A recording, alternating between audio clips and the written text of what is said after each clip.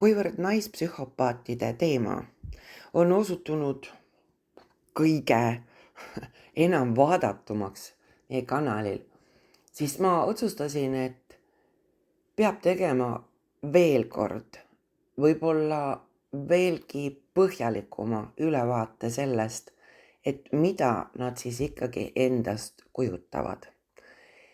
Pärast seda, kui see aprillis või märtsis, millal ma selle üles panin, selle podcasti, on seal olnud ligi 17 000 vaatamist, mis ausalt öeldes on täitsa õõvastav minu jaoks.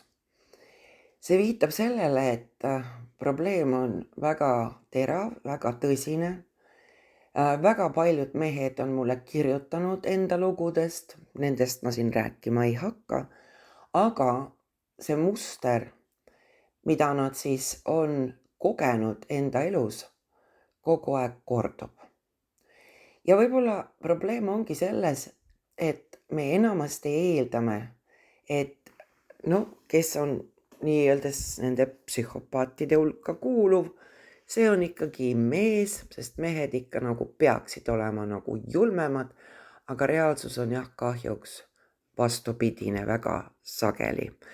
Ma ei taha siinkohal sugugi mitte väita, et mehed ei oleks nii-öeldes väga julmad, aga naised kasutavad rohkem niisugust nii-öeldes, võiks öelda, kavalamat lähenemist. Ja milles siis see seisneb? Ehk siis naistel on niisugune interpersonaalne osavus alati tugevamalt arenenud. Üks põhjus võib-olla on see, et tavaliselt naised, nad omavad esiteks alati sotsiaalset niisugust võrgustikku, mida nad väga osavalt muuseas ohvrite vastu kasutavad. Ja kindlasti ka see, et tüdrukutega käitutakse lapsena veidi teisiti. Ehk siis nende kaebusi võetakse nagu tõsisemalt, eeldatakse, et nad on ikkagi õrnemad.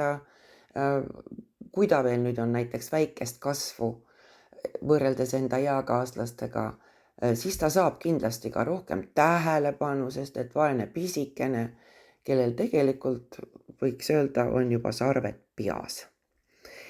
Ja naisi eristab ka see, et neil on nagu tugev sotsiaalne lugemisoskus.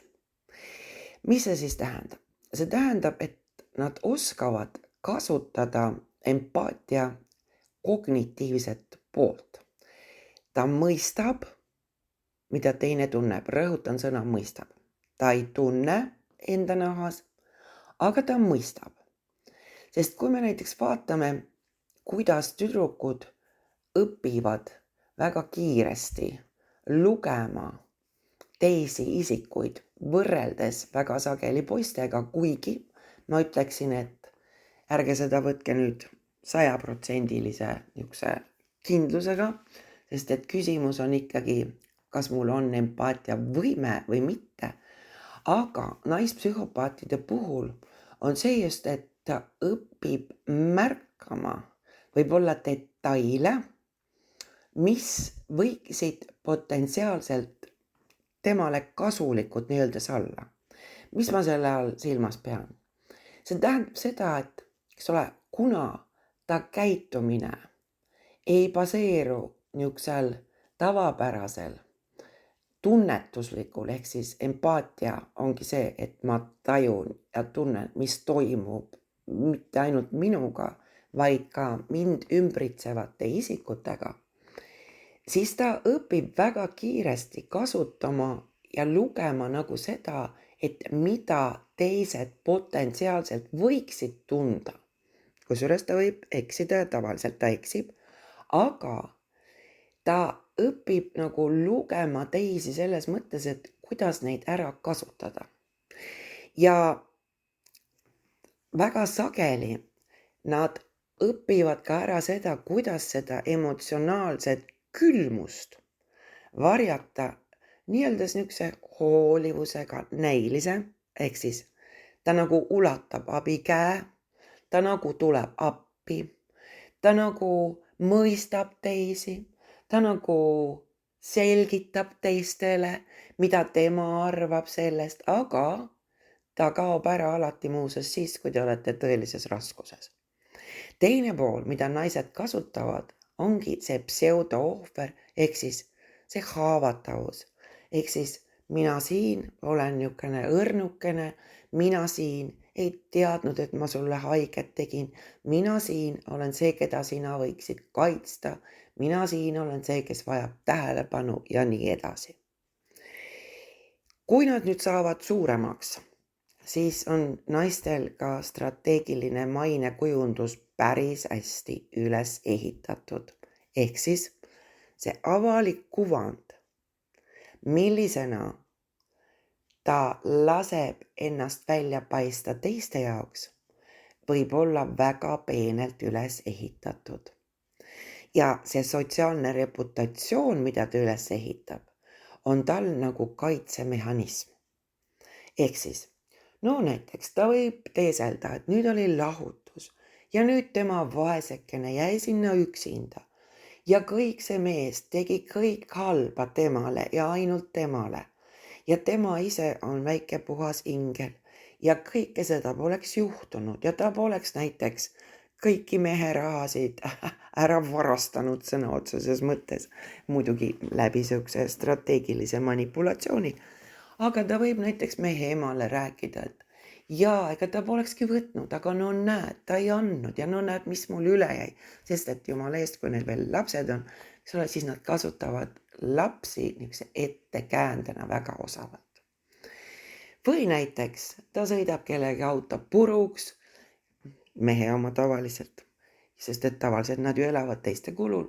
Ja siis, kuigi ta oli näiteks täielikus joobes või veel hullem narkojoobes, siis tema vaesekene ei jäänud süüdi sellepärast ju, et näed, pidurid ei töötanud. Või teine juht oli see, kes tuli sinna. Või et näed, tema sõbrad ju vedasid ta sellisesse olukorda, sellisele peole ja ta võttis küll väga vähe, aga näed, ta organism ei talu seda. Ühesõnaga, väga peened valed. Ja seda ta räägib näiteks mehe vanematele, sõpradele, tuttavatele ja näed, kuidas nüüd see mees teda karistab.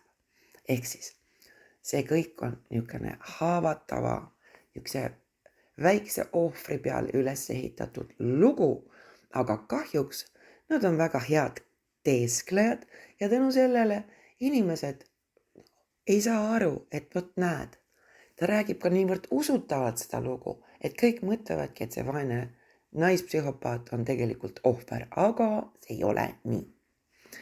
Siis samamoodi edukad naispsühhopaadid võivad olla alguses erakordselt karismaatilised. Mis see tähendab? See tähendab seda, ta oskab ennast presenteerida, ta oskab luua kas siis kuvandi, et tema väikene vaene hiirekene, kes on niimoodi elus pidanud kannatama, või siis vastupidiselt, nagu tema siin on see ilus, see kõik see, mis on nagu vajalik ühe mehe elus.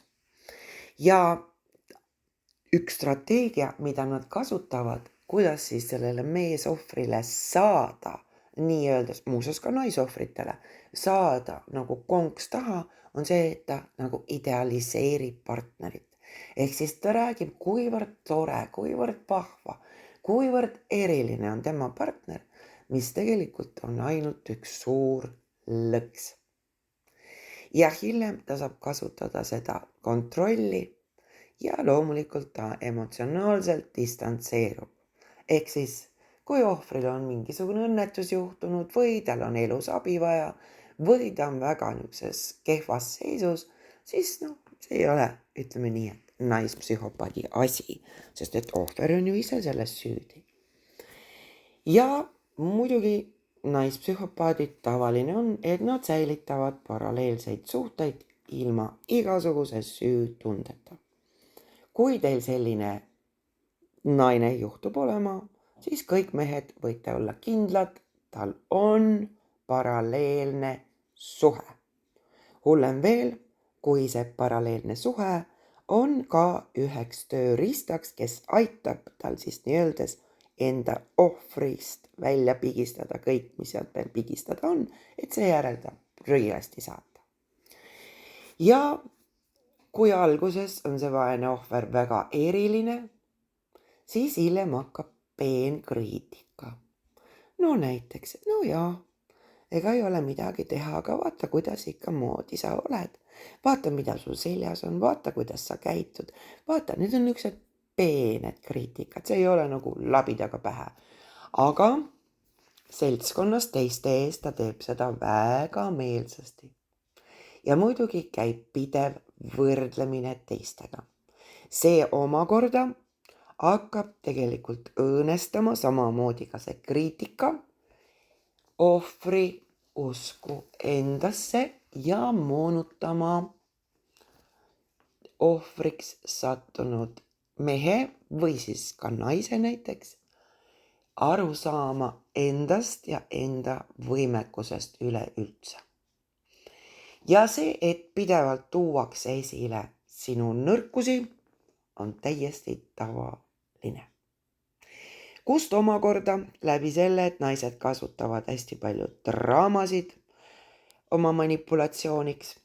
Nad ei suuda muuseas nii hästi kontrollida enda selliseid vihahooge, agressiivsust, siis tekib emotsionaalne ebakindlus ohvris, sest et kui üks päev on nagu kõik, sa oled väga eriline, sa oled väga tore, sa oled väga vahva, ehk siis, et midagi nagu kätte saada tegelikult ohvrist ja kasutada seda siis vahendina, siis järgmine päev leitakse põhjus, miks ohver on milleski süüdi, et nii-öelda see psühhopaat peab niimoodi käituma. Ja võt seesama tsükkel, mis seal tekib, ehk siis need Ameerika mäed, selle kohta mul on eraldi tehtud ka üks YouTube'i video seal. See ongi see, et see tekitab tegelikult niisugust nagu reaalsuse, sa ei saa nagu aru täpselt, et mis toimub. Eile oli kõik hästi, täna on kõik mingi väga draama. 5 minutit tagasi oli kõik hästi ja nüüd ma olen milleski süüdi. Ehk siis ohver on nagu pidevalt täpselt nagu Ameerika mägedel üles-alla, üles-alla, üles-alla. Nüüd osav manipulatsioon sinna peale, osav valetamine, osav kriitika, miks pärast ta peab niimoodi käituma, sest et sina oledki selline. Ja see kõik tekitab selle, et ohver hakkab ka veel oma reaalsuses kahtlema. Ehk siis see on niisugune päris vastik ja peen mäng. Ja näiteks, kui neil on ohver või siis ka meesohver, siis on see, eks ole, et ta nagu leiab sinus selle hingesugulase juba hästi varakult. Et ta ei tunnegi siin veel rohkem kui paar päeva, aga ta hakkab välja tooma, et me oleme nii sarnased selles ja me oleme nii sarnased selles ja me oleme sarnased selles. Ja võt seesama sarnasus, ehk siis me eelistame alati enda sarnasusi. See ongi see, mis koheselt võtab nii-öelda meid nende võrku. Ehk siis meile tundub, et nüüd me oleme leidnud samasuguse inimese, kes mõistab maailma samamoodi nagu meie. Ja võt see ongi see tavaline niisugune nõks, mida kasutatakse mitte ainult nii-öelda eraeluliselt, vaid igal pool, igas grupis, igas poliitilises parteis ja nii edasi. Ja tavaline on ka see, et naisohver väga osavalt alguses nagu paneb niisugune ülemäärane tähelepanu, ülemäärased komplimendid. Pärast see kaob väga kiiresti ära ja muutub kriitikaks. Ja muidugi alati, ükskõik kas teil on vastas meespsühhopaat või naispsühhopaat, neid iseloomustab see, et kohe hakkab pihta kiire tuleviku planeerimine. Ehk siis võimalikult ruttu räägitakse sellest, mis on nagu tulevik. Võimalikult ruttu tuleb juba vorm meie, mitte enam sina ja mina, vaid meie. Luuakse pilt sellest, mida kõik koos hakatakse tegema ja hästi ruttu, kui võimalik, kolitakse sisse. Ja ka kui võimalik, muidugi üritatakse saada lapsi. On ka neid muidugi, kes ei taha neid kunagi saada, mis oleks muidugi väga hea, aga need kasutavad näiteks, et meil on mingi ühine projekt, meil on nagu ühine maja ehitamine, meil on ühine korteri ehitamine, see korter ja maja läheb tavaliselt selle nii-öelda selle naispsühhopaadi nime peale, ärge selle üle imestage kõik mehed, kes te kuulate, seepärast et rahast jääte nagunii ilma kõik. Ja on see, kui ainult rahast, hullem on see, kui juba tervisest ka. Aga nagu see tunne, mis teist tekitatakse, see on hästi intensiivne, ta muudkui saadab teile näiteks tekstisõnumeid, helistab, iga päev peab kokku saama, teile ei anta nagu hingamise ruumi ja lükatakse tempo peale. Ja nüüd, kui tempo on peal, siis te ei suudagi nagu reaalselt otsustada, et mis siis tegelikult nüüd toimub. Nii, naised muuseas kasutavad väga palju ka seksi ja kindlasti ka meespsühhopaadid tänapäeval. Ja niisugune emotsionaalne peegelduvus, millest puudub küll absoluutselt sügavus, sest et ärge unustage, et ta ei tunne, mis teie tunnete. Ta kasutab kognitiivset empaatiat, ehk siis ta on õppinud lugema teisi. Ja ta teab täpselt, mida öelda. Ja muuseas, ta teab alati, mida sina tunned või milliseid sõnu kasutada. Ja ta näib väga empaatilise ja mõistvana. See, et ta hakkab teile alguses kohe rääkima, kuidas ta teid armastab, see on täiesti tavaline. Aga tavaline on ka see, et näiteks kui te räägite seal mingist oma tundest, et see, kuidas sa käitud näiteks teeb mind kurvaks, siis ta ei mõista seda, ta ei mõista. Või ütleb teile, et mida sa seal jahud mingitest asjadest, sihukest asju pole olemas. Ehk siis ta hakkab nagu moonutama seda, et te hakkate kahtlema selles, mis tegelikult on reaalsus ja mida te tunnete. Ja muidugi, kuivõrd naised üritavad alguses, ka mehed muuseas, meespsühhopaadid, üritavad teie käest hästi palju informatsiooni kätte saada isiklikku, siis ta hakkab seda kasutama relvana sinu vastu. Ehk siis, hoidke suu kinni. Ärge rääkige enda asjadest. Nii palju kui võimalik, katsuge seda vältida enne, kui te olete kindel selles, kes on see isik, kellega te olete kohtuma hakanud ja kellesse te olete võib-olla armuma hakanud.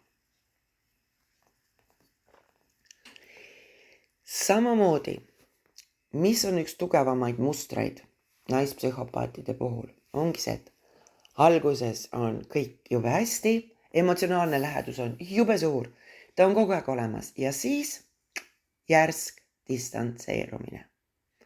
Nagu niisugune äkiline ükskõiksus. Konfliktis nad võivad olla väga kalkuleeritud rahulikud. Vot see on alati üks asi, mis näitab, et asi on kahtlane. Sest et kui on konfliktsituatsioon, samamoodi ka esmakohtumised, miks ma toon videotes kogu aeg välja. Kui keegi esmakohtumisel on ülirahulik, siis on asi väga kahtlane. Väga kahtlane, miks? Sest et ärevustase muutub kõrges, kui me midagi väga ihaldame, kui see meie jaoks on oluline, kui me oleme niisugustes nagu emotsionaalselt mõjutatud hetkedel, siis me teeme vigu, sest et me oleme segaduses, pulss läheb üles, süüdab, uperdab, liblikad lendavad, ehk siis sa ei ole sina ise päris ja sa teed vigu. Aga kui keegi väga külmalt ja väga kalkuleeritult kõiki asju teeb, siis see on kahtlane ja alati kahtlane. Ja samamoodi ka konfliktis, sest kui emotsioonid võtavad võimust, siis lihtsalt puht neurofüsioloogiliselt organism ei võimalda meil nii-öelda jääda rahulikuks. Aga nende puhul see on väga tavaline.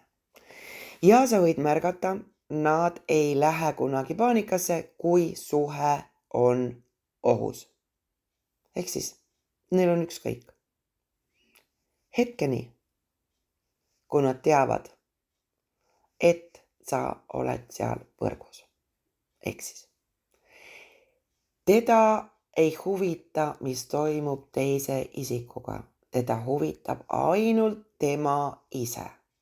Teda ei huvita, kui teil veel oma lapsed on näiteks ühised, mis saab lastest. Teda huvitab ainult see, mis toimub temaga. See on niisugune elu, kuidas ma ütlen, mitte eluterve egomaania. Ehk siis, kui te ütlete, et kõik, rohkem ma enam seda asja siin välja ei kannata, siis ta ütleb, no jah, mis siis ikka, lähme lahku. Sest et nad on ka jultunult kindlad, et seda ei toimu. Ja maha jätab tema teid, mitte teie tema. Sest et uskuge või mitte, nad võivad olla koledad kui rumalad kui, ma ei tea, labidad. Aga nad on väga jultunud ja nad on väga enesekindlad, et nemad jäävad peale. Alates hetkest, kui nad saavad ohvrikonksu taha. Ja nüüd on ainult aja küsimus, millal ta hakkab seda välja näitama. Nad ei näi tundvat süüd, sest nad ei tunnegi süüd ja nad ei võta muuseas kunagi vastutust. Ehk siis, kui tema teid näiteks põhjustab teile materiaalse kahju või tema näiteks, ma ei tea, tekitab teile, solvab teid teiste ees, tõmbab skandaali või tuleb teile kallale, siis nad ei näi tundvat süüd ja nad ei tunnegi. Sest et süüdi olete teie. Ja seal on ka see, et iseloomulik on, et ta nii-öeldes ratsionaliseerib põhjust tagajärge. Mis see tähendab? See tähendab seda. Sina käitusid ju nii ja sellepärast mina pidin käituma nii. Muidu ma ei oleks niimoodi käitunud, aga ma käitusin nii, sest et sina ju provotseerisid seda näiteks. Ja nad võivad vaidluses olla täiesti emotsioonitud. Ärge unustage, väga sageli, kui mitte alati, on neil südamerütm madalam, mis tähendab seda, et tema kontrollib ärevust tekitavad situatsioone, mis on ka konfliktsituatsioonid. Tema kontrollib ennast tunduvalt paremini. Kaotaja olete alati ja alati teie. Ja vot see, et teine nüüd jääb rahulikuks, see tekitabki teist segadust ja ka ärevust. Sest te ei saa aru, mis toimub. Te ei mõista, kuidas moodi see, näiteks te vaidlete mingi väga olulise asja pärast või lahendate mingisugust suurt konflikti ja ta on täiesti rahulik. Mis omakorda tekitab ebakindlust teis. Kuivõrd see teema on niivõrd oluline, mitte ainult meeste, kes on sattunud naispsühhopaadi nii-öelda ohvriks, vaid ka tegelikult naiste jaoks, sest et taolised naised, kui nad on teie sõbrannad, uskuge, te olete täpselt samasuguselt kehvas olukorras, nagu on mehed. Ma teen sellest ka järgmise YouTube'i video ja mõelge, kuulake seda vajadusel mitu korda, sest et igaüks on võimeline sellest võrgust välja tulema.